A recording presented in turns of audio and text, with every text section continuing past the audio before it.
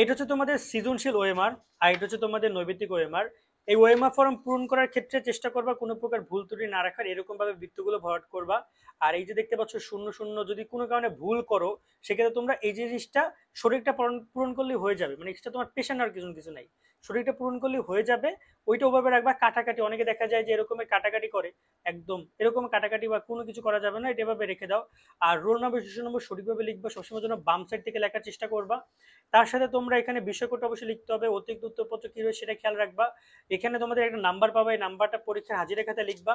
MCQ এর ক্ষেত্রে যদি কথা বলি, দেখতে পাচ্ছ এমসিকিউ এর নাম্বার রয়েছে, এটা হাজিরা খাতায় লিখবা।